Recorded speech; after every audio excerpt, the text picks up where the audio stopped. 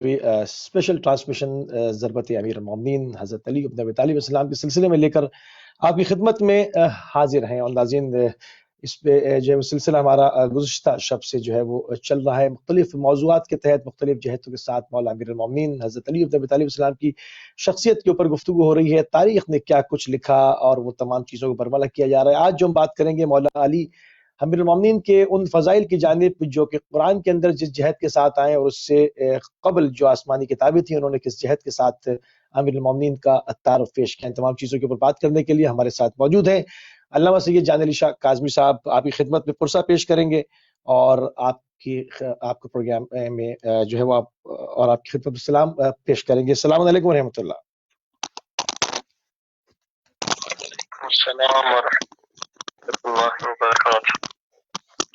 क़िबला मौला अमीरुल मोमिनीन हज़रत अली इब्न अबी तालिब अलैहिस्सलाम के ज़रबत की शबें हैं। सबसे पहले तो थोड़ा सा उसमें देखना चाहेंगे कि कुरान से जो तारुफ़ मौला अमीरुल मोमिनीन का कुरान ने पेश किया है उस हवाले से क़िबला कितनी आयात नाज़िल हुई हैं, इसके ऊपर ज़रा रोशनी डालिए।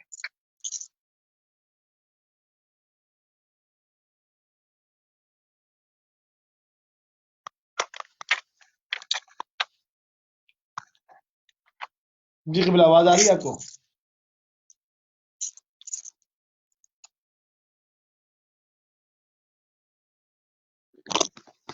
जी क़िबला, आवाज़ आ रही है आपको हमारी?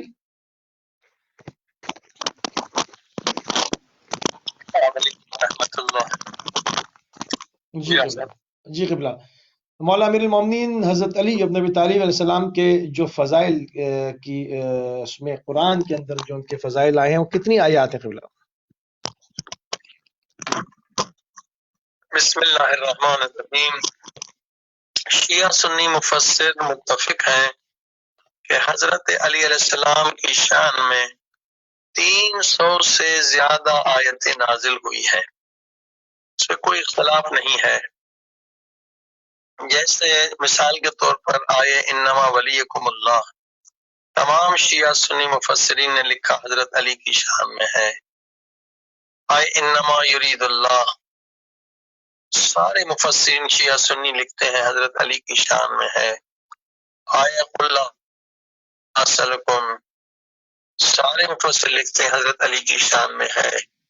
आये कुल कफा, सारे मुफस्सिर लिखते हैं आये उलुल अम्र, सूरह दहर। यानी ताज्जुब यह है कि सारे मुफस्सिरीन अहले सुन्नत अहले तशय्युअ मुत्तफिक हैं कि हज़रत अली की शान में 300 से ज्यादा आयतें नाजिल हुई हैं।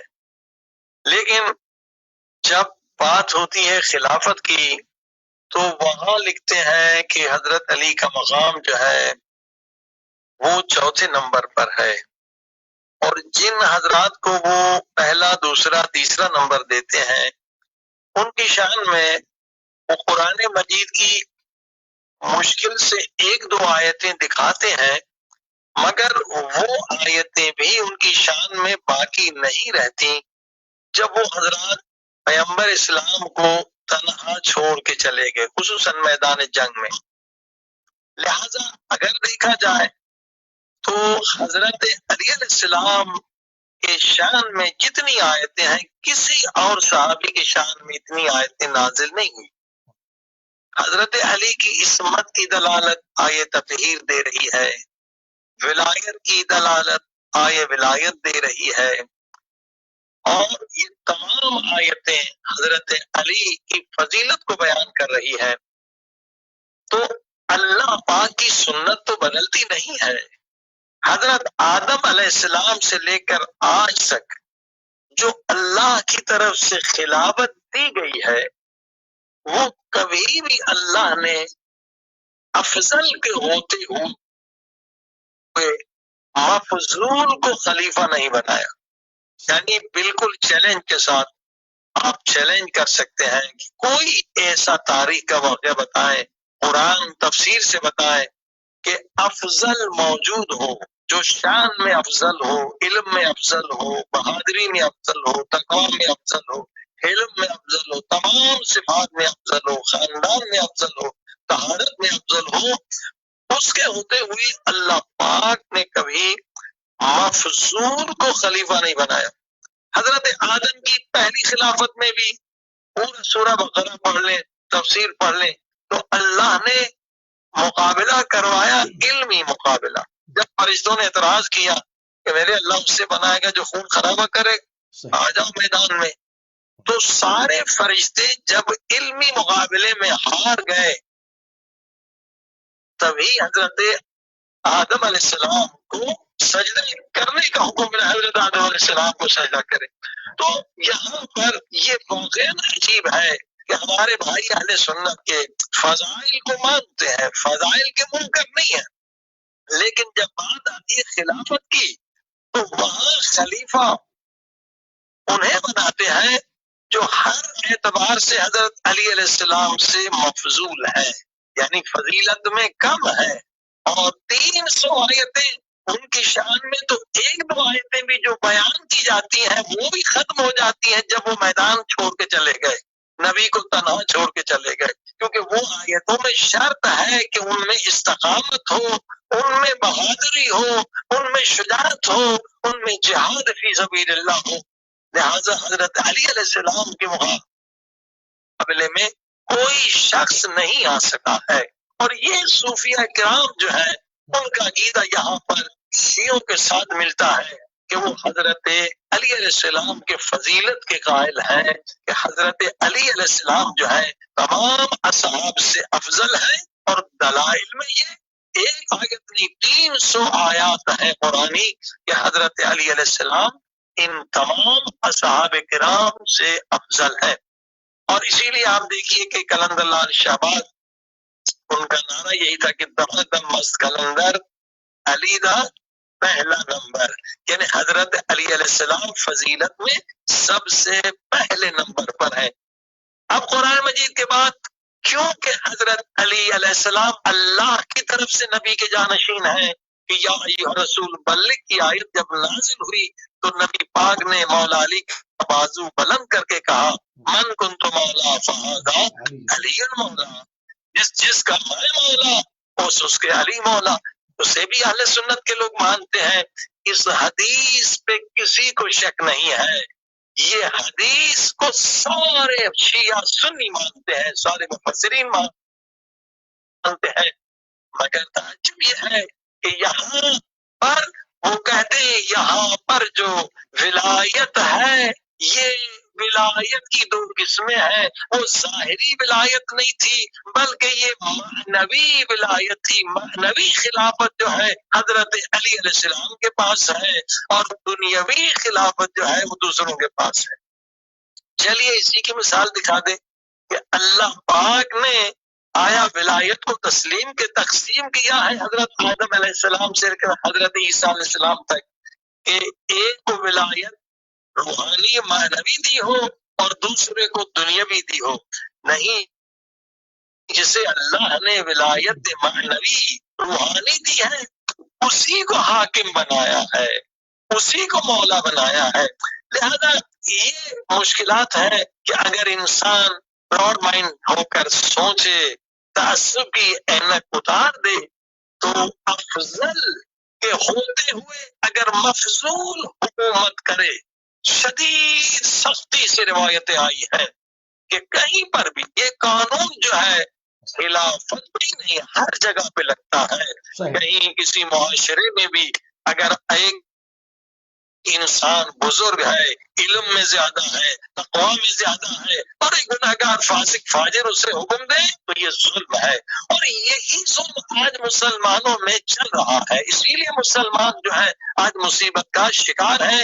انہوں نے پہلی خلافت میں جو غلطی کی تھی، آج بھی اکثر اسلامی ممالک آپ دیکھیں کہ مفضول حکومت کر رہے ہیں، متقین موجود ہیں، صالحین موجود ہیں، عالم موجود ہیں، اللہ کے اولیاء بندے موجود ہیں، مگر حکمران یا شرابی نظر آتے ہیں، یا ناچنے والے یا ڈانس کرنے والے یا امریکہ کے غلام یا شیطان کے غلام نظر آتے ہیں، کیونکہ پہلی غلطی مسلمان کر چکا ہے، پہلی جنہوں نے غلطی کی ہے کہ مولا علی کے ہوتے ہوئے مفصول کو بٹھا دیا، جبکہ انہوں نے ایک مرتبہ نہیں 70 مرتبہ کہا لولا علی لولا علی، اگر علی نہ ہوتے تو ہم ہلاک ہو جاتے۔ مثلا میں ایک روایت ہے اور اس کی آیت بھی ضروری بیان کروں، یہ بہت اہم نکتہ ہے کہ پہلی خلافت میں ایک عیسائی آ گیا، اس نے آ کے قرآن پہ اعتراض کیا اور کوئی صحابی اس کا جواب نہ دے سکا۔ کہا یہ قرآن کی آیت ہے یا نہیں؟ وَاسْأَلْ، اللہ نبی کو حکم دے رہا ہے، پیارے پاک نبی حضرت محمد مصطفیٰ صلی اللہ علیہ وآلہ وسلم کو حکم دے رہا ہے، وَاسْأَلْ مَنْ أَرْسَلْنَا مِنْ قَبْلِكَ، اے میرے نبی ان نبیوں سے سوال کریں جو آپ سے پہلے نبی گزر چکے ہیں۔ عیسائی کا سوال یہ تھا کہ آپ کے نبی نے سوال کیا یا نہیں کیا؟ اگر کیا تو کس نبی سے کیا؟ آپ کے نبی کے زمانے میں نہ آدم تھے، نہ نوح تھے، نہ ابراہیم تھے، نہ موسیٰ تھے، نہ عیسیٰ تھے، کوئی اور نبی نہیں تھا۔ اور اگر سوال نہیں کیا تو اللہ کی مخالفت کی، اور جو نبی اللہ کی مخالفت کرے وہ نبی نہیں رہتا۔ سارے حیران و پریشان، سارے اصحاب پریشان، دین پر حملہ ہو گیا، نبوت پر شک ہو گیا، قرآن پہ حملہ ہو گیا۔ وہاں پر سب کے منہ سے یہی نکلا لولا علی، اگر علی نہ ہوتے آج ہم ہلاک ہو جاتے۔ سارے علی کے در پر آئے، اور جب مولا علی آئے تو مولا نے اس مشکل مسئلے کا حل کر دیا۔ وہ مشکل کشا ہے، ان بادشاہوں کے بھی مشکل کشا ہے، اصحاب کے بھی مشکل کشا ہے۔ تو مولا علی نے آگے فرمایا پوچھو پوچھو جو کچھ پوچھنا چاہتے ہو۔ اللہ اکبر۔ مولا علی نے کہا میں جانتا ہوں کون سی آیت مکے میں نازل ہوئی ہے، میں جانتا ہوں کون سی آیت مدینے میں نازل ہوئی ہے، میں جانتا ہوں کون سی آیت زمین پہ نازل ہوئی ہے، میں جانتا ہوں کون سی آیت آسمان پہ نازل ہوئی ہے۔ فرمایا یہ وہ آیت ہے اگر زمین پہ نازل ہوتی تو اصحاب کو پتہ ہوتا یہ آیت جو ہے وصل یہ زمین پر نازل نہیں ہوئی ہے، یہ آسمانوں پہ نازل ہوئی ہے، اور یہ اس وقت نازل ہوئی ہے جب نبی پاک معراج پر گئے ہیں اور 1,24,000 انبیاء نے استقبال کیا۔ وہ پر یہ آیت نازل ہوئی ہے اے میرے نبی نبیوں سے پوچھے کہ انہیں ہم نے نبوت کس شرط پہ عطا کی ہے، تو سارے نبیوں نے اقرار کیا بے اقرار وحدانیت اللہ۔ جب ہم نے لا الہ الا اللہ کہا، اللہ کی وحدانیت کا اقرار کیا اور آپ کی رسالت کا انکار کیا، نے اقرار کیا، آپ کی رسالت کا اقرار کیا، یعنی محمد رسول اللہ کہا، اور آپ کے بھائی علی کی ولایت کا اقرار کیا، یعنی علی ولی اللہ کہا۔ اللہ اکبر اللہ اکبر۔ خدا 1,24,000 نبیوں کو اگر نبوت دیتا ہے تو اس شرط پر کہ علی کی ولایت کا اقرار کریں، تو اگر ہم علی کی ولایت کا اقرار نہ کریں تو ایمان کہاں ہوگا؟ سبحان اللہ سبحان اللہ قبلہ۔ وقت ہمارے پاس بہت کم رہ گیا، صرف 10 منٹ ہمارے پاس جو ہے وہ باقی بچے ہیں۔ جو انبیاء ماسبق جو شریعت لے کر آئے، توریت، زبور، انجیل، اس کے اندر بھی جو ہے وہ نشانیاں آتی رہیں آخر الزماں کی بھی، کہ اب اس کے بعد جو ہے وہ پروردگار کی طرف سے کون حجت ہوگا، کون پیغمبر ہوگا، کون پیغمبر کا جانشین ہوگا۔ اس میں مولا امیر المومنین کو کس جہت کے ساتھ اشارہ دیا گیا ہے، کن ناموں کے ساتھ، اور کہاں کہاں پر آیات آئی ہیں۔ اگر سوال کافی گہرا ہے، اس کے اوپر کافی وقت چاہیے، مگر اگر آپ مختصر اشارہ کرتے ہوئے آگے بڑھیں تو ہم تھوڑے سے مسائل بھی سن پائیں گے اپنے ٹائم میں۔ جی ہاں، بے شک یہ بہت بڑی دلیل ہے۔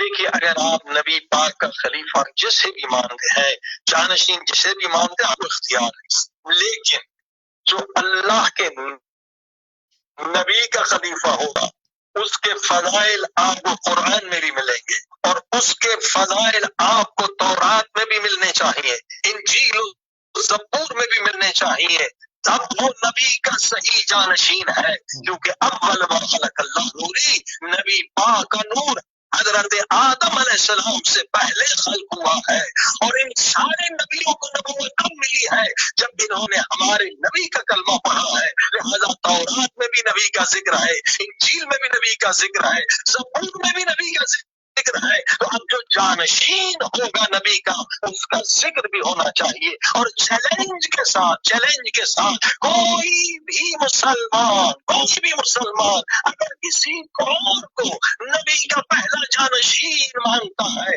تو اس کے فضائل تورات سے دکھا دے، اس کے فضائل انجیل سے دکھائے، یا آج ہم تورات و انجیل سے علی کے فضائل دکھا سکتے ہیں، اہل بیت کے فضائل دکھا سکتے ہیں، امام مہدی علیہ السلام کا ذکر دکھا سکتے ہیں۔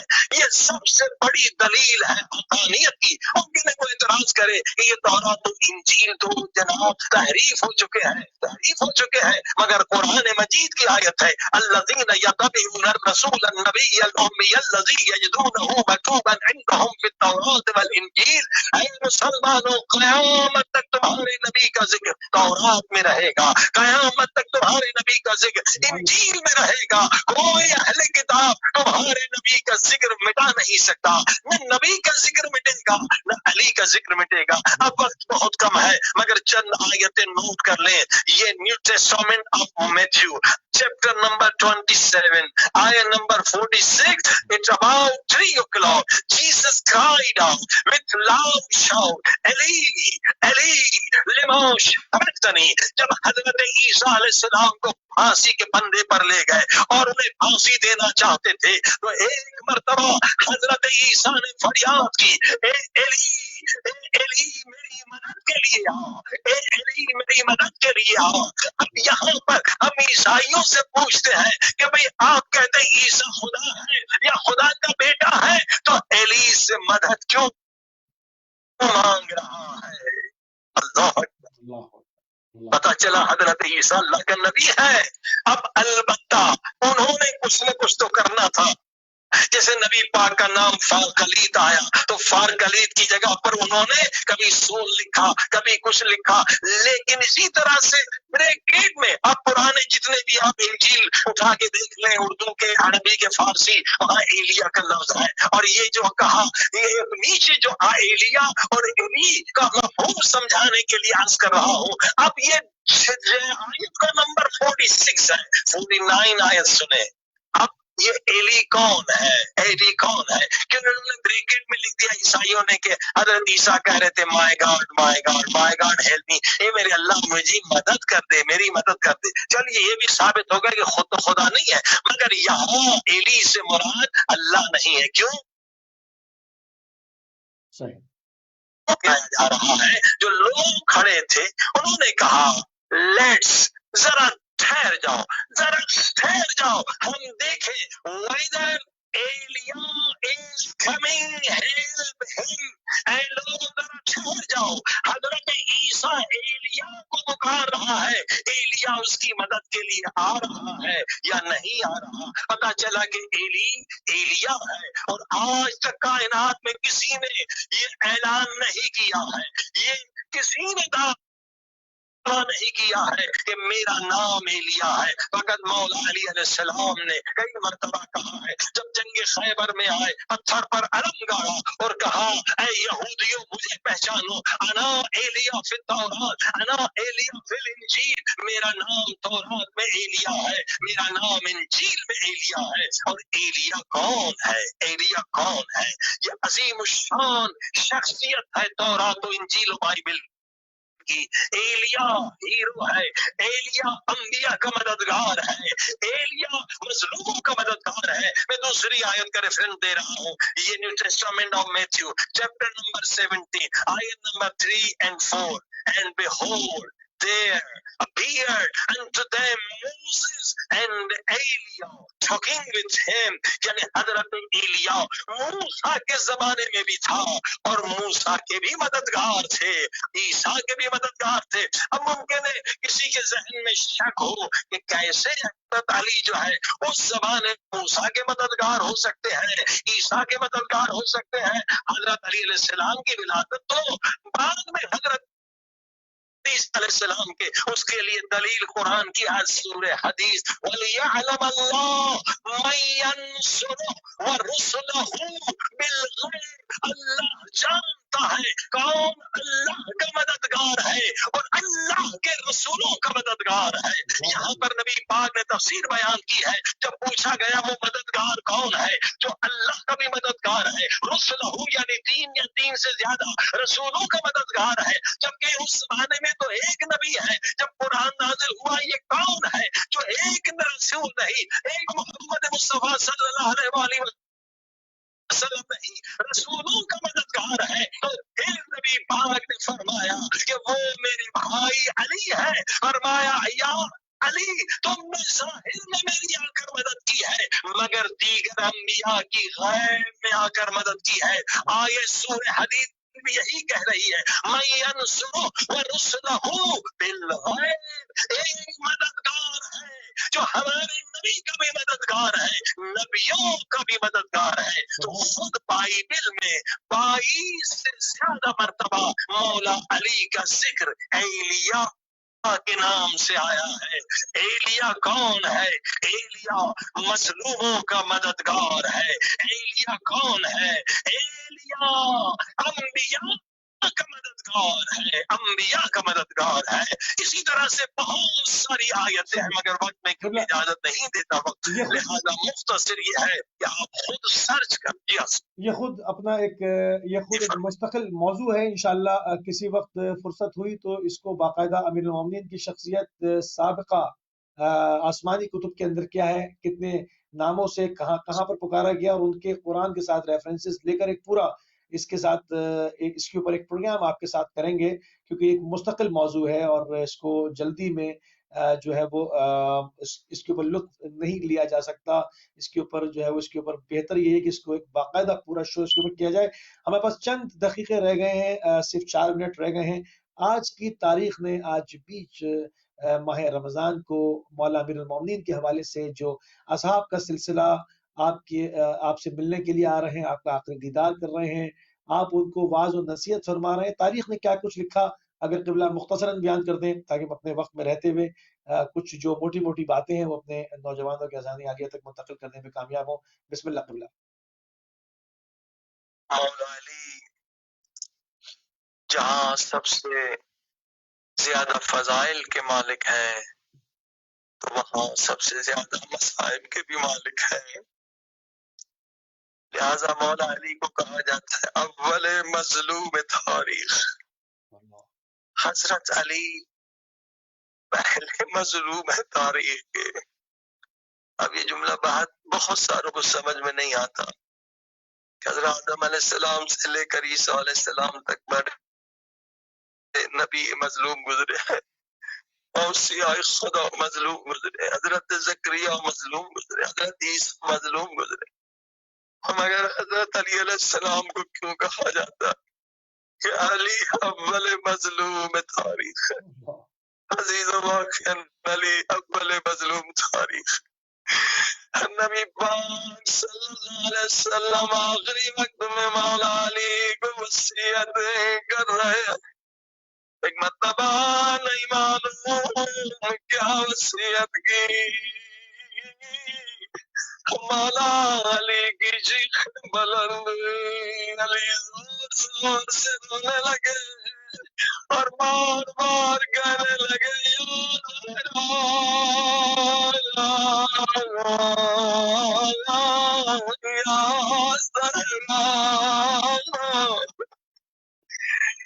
پتہ چلا نبی پاک نے جو وصیت کی ہے وہ پاک زہرا سلام اللہ علیہ کے بارے میں کی تھی، کیا وصیت کی؟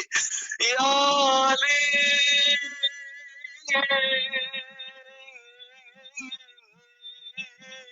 تیرے سامنے پاک بی بی زہرا کو تازیان مارے جائیں گے، آگ کا دروازہ گرایا جائے گا، وہ تیرا محسن شہید ہوگا مگر تلوار اٹھانا صبر کرنا یا علی اگر تم نے تلوار اٹھا دی اللہ کا دین برباد ہو جائے گا ہائے مسلمان برباد ہو جائیں گے مولا علی نے اس وصیت پہ کتنا عمل کیا ہائے زہرا پہ آگ کا دروازہ گرا محسن شہید ہوا یہ روایت بھی 300 کتابوں میں موجود ہے 150 شیعہ کتابوں میں 150 اہل سنت کی کتابوں میں اہل سنت کی کتابوں میں کتاب اس کا ایک حصہ میں نے دیکھا انگریزی میں بھی ترجمہ ہو چکا ہے یہ لبنان کے عالم نے لکھی ہے 150 کتابوں کے حوالے اہل سنت سے دیے زہرا مظلومہ ہے علی تاریخ کے پہلے مظلوم ہے کسی نبی کے وسیع کے بیوی کو تھا دیا نہیں مارے گئے کسی نبی کے وسیع کی بیوی پہ آگ کا دروازہ نہیں گرایا گیا علی کی مظلومیت اور دیکھے ہائے لوگوں نے علی کے گردن میں رسی ڈالی ہے اور کھینچ کے دربار میں جا رہے ہیں کون علی جو فاتح ہے خیبر ہے کون علی جو فاتح ہے خندق ہے جب یہ علی کا صبر ایک یہودی نے دیکھا جو علی کی طاقت کو جانتا تھا علی نے در خیبر کو کس طرح سے اکھاڑا جسے 5 سال لوگ کھولتے تھے ارے آج علی کی گردن میں رسی ہے وہ یہودی علی کا صبر دیکھے اس نے کلمہ پڑھا لا الہ الا اللہ محمد رسول اللہ علی ولی اللہ لیکن دین اسلام حق ہے جس کے لیے علی جیسا بہادر صبر کر رہا ہے اسی علی کے صبر کی وجہ سے جو علی کا مخالف تھا اس کا بیٹا بھی علی کا عاشق بنا کہنے لگا مجھے محمد ابن ابی بکر نہ کہے میں محمد ابن علی ہوں میں علی کا بیٹا جزاک اللہ قبلہ جزاک اللہ اللہم صلی علی محمد و آل محمد وعجل فرجہم قبلہ دل تو چاہ رہا تھا کہ آپ سے ابھی اس کے اوپر کھل کے چند موضوعات کے اوپر بھی بات ہوتی اور جو مصائب ہیں آج کی تاریخ کے وہ بھی مزید اور سنتے مگر ہمارے دامن وقت میں مزید گنجائش نہیں ہے انشاءاللہ جو موضوعات کو ہم نے آج شروع کیا ان کو چھیڑا ہے ان کو باقاعدہ جو ہے مستقل پروگرام کی شکل میں ناظرین کے سامنے پیش کیا جائے گا کیونکہ اس کے اندر بہت ہی علمی اور منطقی دستاویزات چھپی ہوئی ہیں ان کو بلملہ کرنا بہت ضروری ہے ایسے ہمارے پروگرام کا وقت ختم ہو گیا انشاءاللہ ہماری آپ کی ملاقات رات 10 بجے لائیو شو میں ہوگی تو اجازت دیجیے السلام علیکم ورحمۃ اللہ وبرکاتہ